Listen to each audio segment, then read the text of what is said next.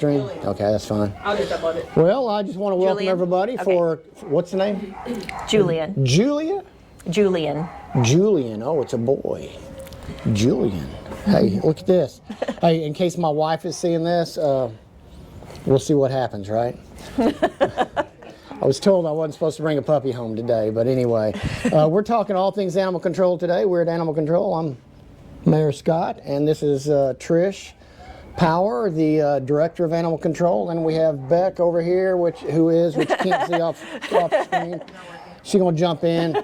She is the manager of the facility here itself, whatever you call it. I don't know. I don't want to call it dog pound. Shelter. No, it's a shelter. Because it's not really dog pound, even though we have to impound dogs occasionally. But anyway, tell me a little bit about animal control. What do you do as an animal control department? So what we do is we enforce all of the ordinances and in regard to the keeping of animals in the city. And we also, of course, take in animals as a result of those actions. We also have animals for adoption.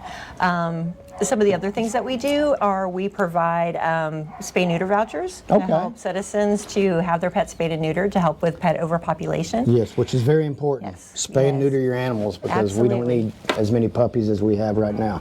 But y'all need to come adopt this one. And his brothers and sisters. Yes. I think there's six of them? Seven total. So seven families could have a puppy. The boys are ready to go. The girls will be ready next week because they have to be spayed or neutered before they can be adopted. But we do lots of different things. We have a couple of events that are starting up.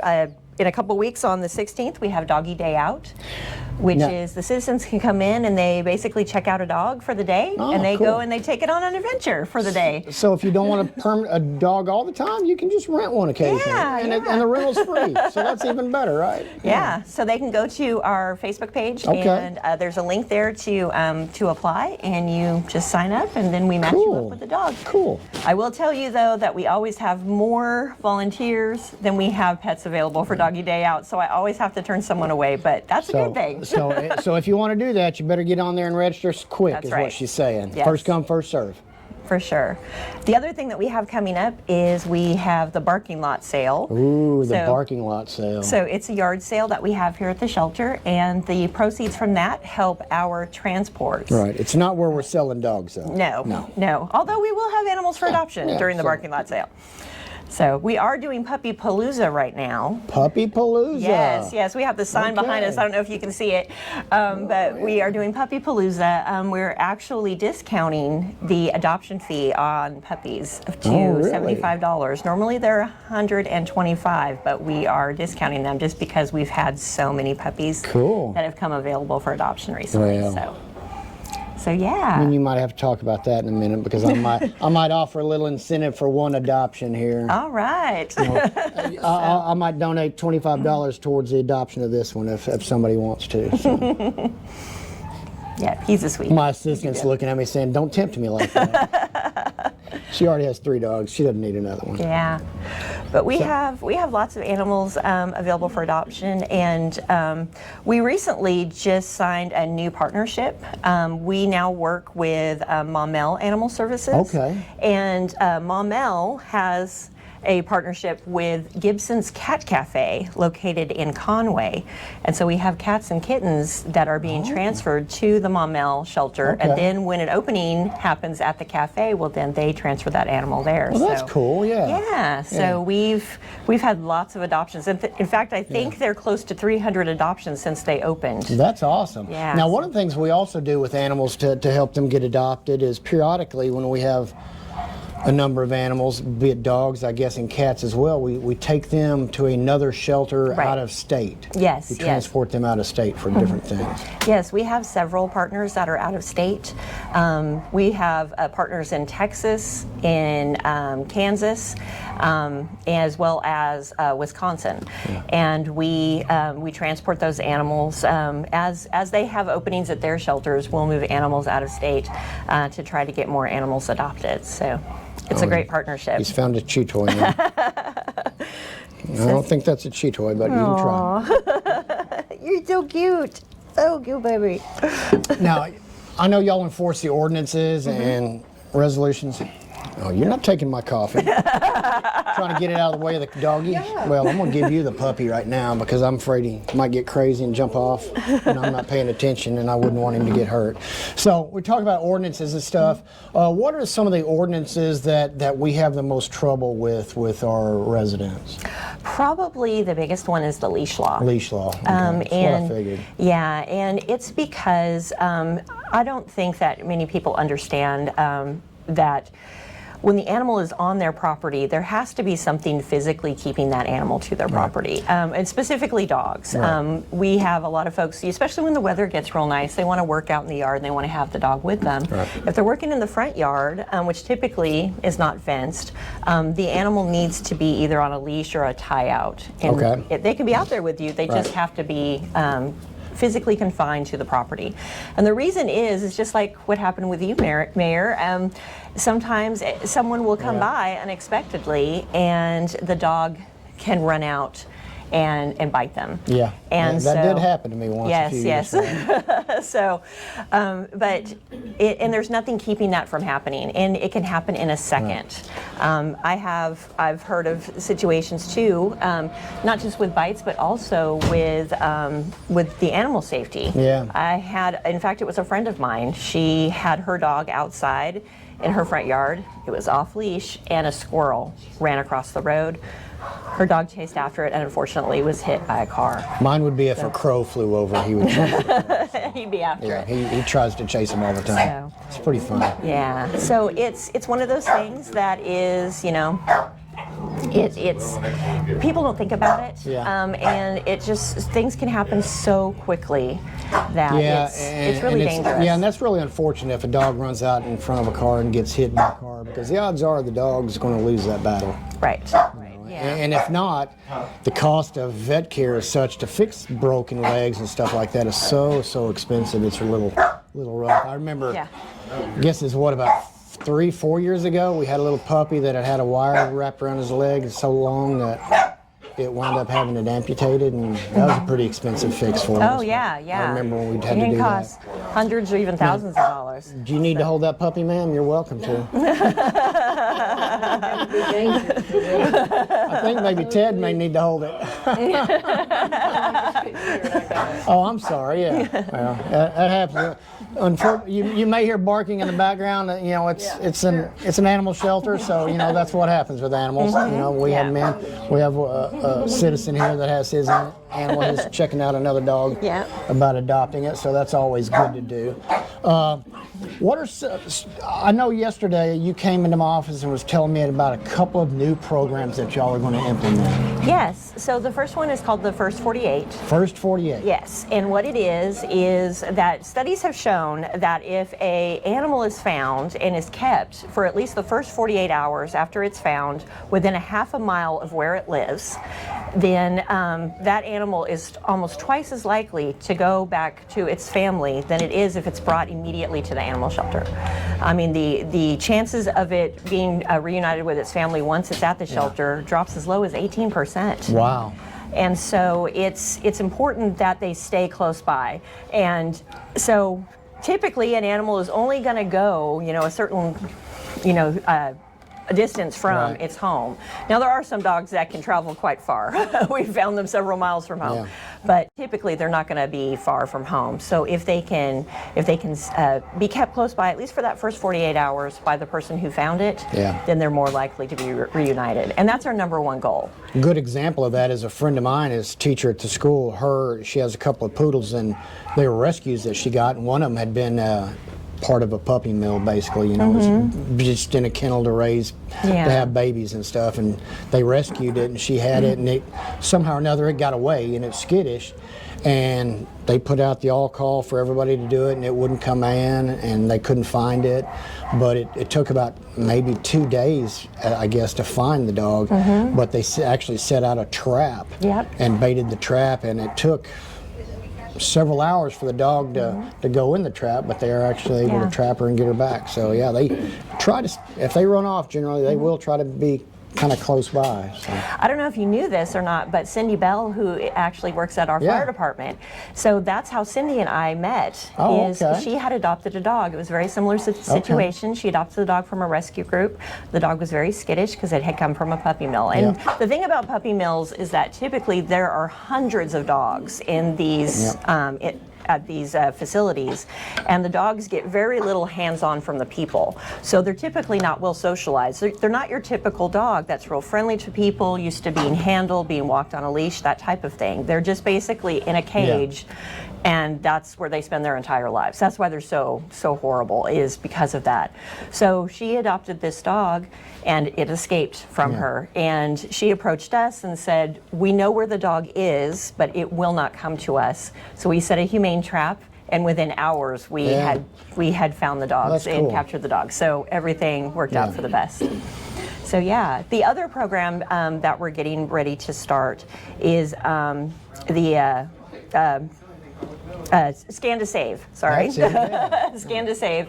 And what this is we're going to be placing microchip scanners in businesses and around the area, including all the fire departments. Right.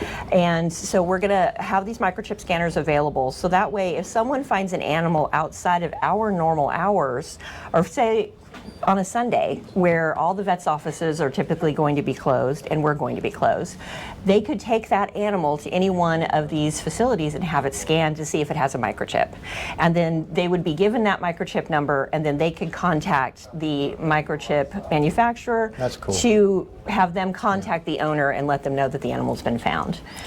So that's another way to get animals home. Yeah, and that works if you have your animal microchipped. Yes, microchipped and registered, yes. How much does it cost to microchip a dog and register it? Do you know? It varies. It can be as little as $25 or as much as $75. Do we offer that service here at the shelter? We do not. Okay. It has to be done by a veterinarian. Okay.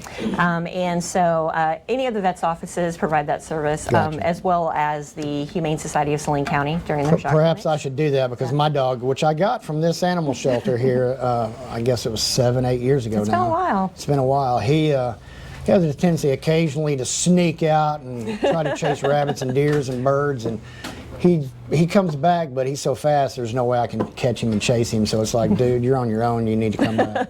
So. Well, Loki was bred to chase after those things. He was. He's a beast. So, but yeah, it's one of those programs that, and we are very grateful. In fact, the fire chief is here today. We're very grateful that they have agreed to allow us to have those microchip scanners sent there, so that way we can get that. And like I said, hopefully we can get more animals reunited with their families, as well as keeping them out of the shelter.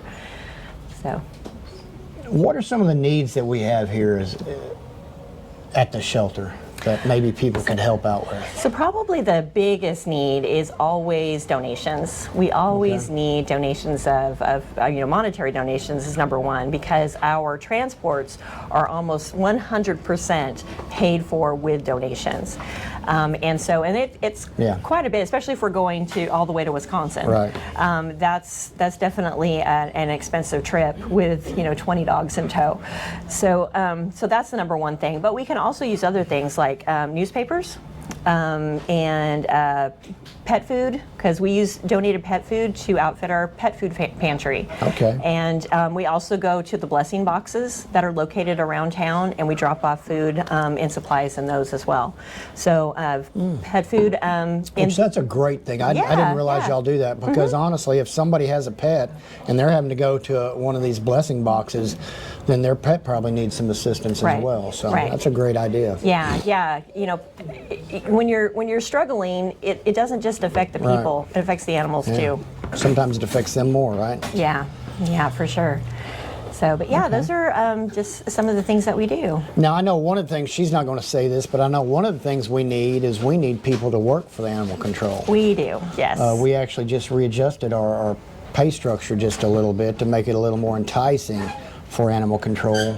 So if you're interested in animals and you think you may be a fit here, please go online and apply, and we'll interview you and see if we can get a spot for you, because we have openings as animal care technicians as well as officers as well. That's right? correct. Yeah. That's correct. Yes, we've got 3 openings for animal care technicians, and then we've got 1 opening for an officer.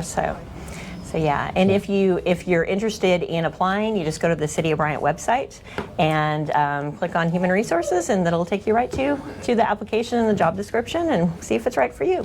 That may be my job later in life. I might have to change jobs and just take care of animals. How's that?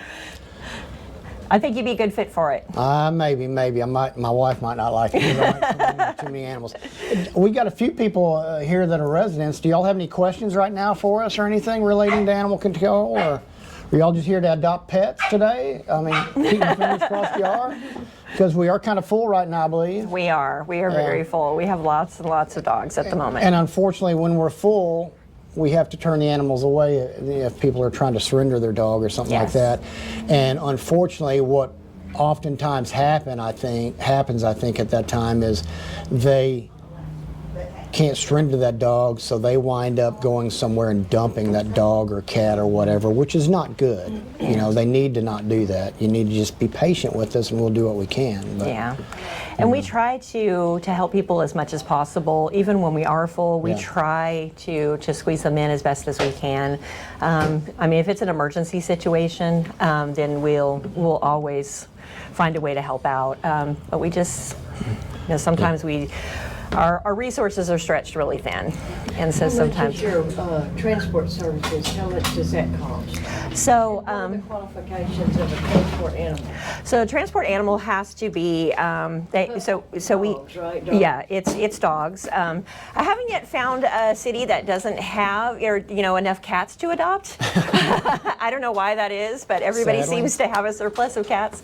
But dogs. So if they're a puppy, they have to have 2 vaccinations before they can go, and can't have any known health conditions. You know, everybody has to be examined by a veterinarian and have an interstate health certificate before they can go on transport. But even to reach out to the shelters, the dogs have to go through a very strenuous behavioral assessment because there can't be. They have to be very friendly, very outgoing, and ready for adoption. Right.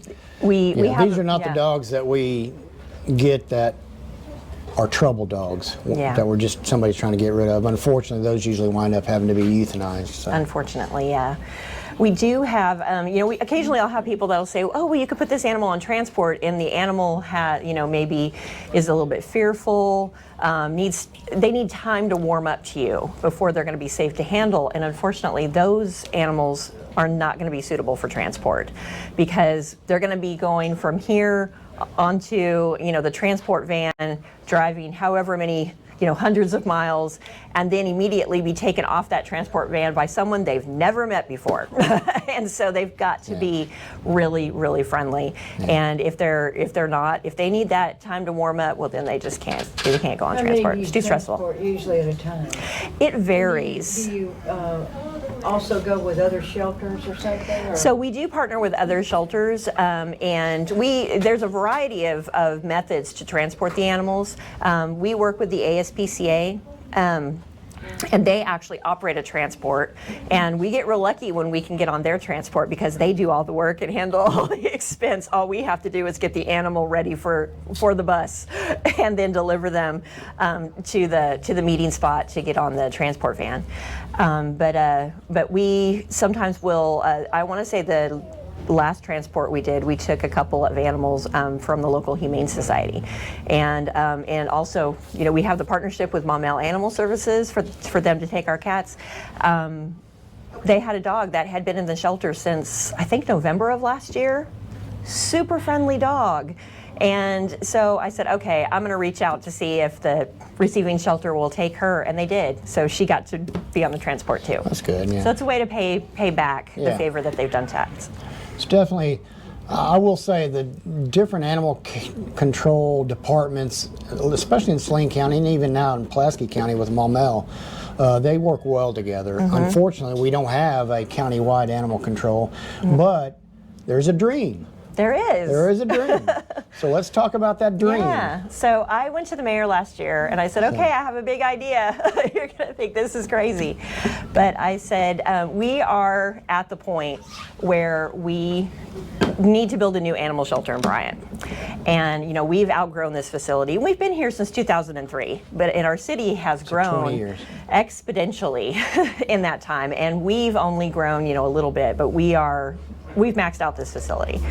So I suggested that we reach out to the county and our neighboring communities and see if everyone would be interested in developing a cooperative and have a regional animal shelter. And so we would operate it. It would be our shelter, but we would partner with the other, you know, communities around us, and then everyone would have a place for their animals to go and need. So for example, the city of Alexander reached out to the mayor there, and they were like, yes, let's talk, because they don't have a shelter available to them. And sorry, that's our our in-house radio system. So we, you know, reached out to them. We've talked to some other cities around us, and everyone is very interested in the regional animal shelter. I met with the county judge, and they're interested as well. So it's still in the very early stages. We're still talking about the regional shelter, but I have a feeling that we're gonna have some program here soon. Yeah, it's definitely a project that will take multiple years to come to fruition. So Yeah. in the meantime, we just have to do what we can, and we may wind up building a facility of our own, you know, and see what we can do and get partners that way, and just have it in the city instead of maybe in the county, or vice versa, or whatever. We'll work something out, though. I have faith in it, because it is a definite need in the county. For sure. So, because county doesn't have animal control. So if they're out there, the deputies have to do something with them, and then they have to find a shelter that may take that animal, or they just put the animal down, I think, is my guess. I don't know. I don't know. The county doesn't let me be privy to that information, and I don't want to know, honestly, just to be real. So, well, what other things can we expect from animal control? I mean, we got the dog park, which has been a huge success since we built it, and that was, I guess, in 2019 when we got that built. I think so. Or was it early 2020? It was right in through there. It was shortly after I came into office. I know that. So. Yeah. That, in fact, that busy, like today, the dog park's going to be busy. I mean, anytime I've driven by, if it's a nice day out, there are so many people there. In fact, I'm always surprised at just how many people visit it, because there's a lot of. Well, the last time I was there, which was for a coffee with the mayor, I guess that was in the fall or winter, and there were some gentlemen that were there, and they basically said, hey, we're regulars here. Instead of going to someplace and sitting around drinking coffee, we come here with our dogs and sit around and drink coffee and whatnot. So it's kind of become the meeting place for some people, and it's a fun place for the dogs. And I will say there's a couple of spots in the dog park, because it's so well used, that can be a little bit muddy.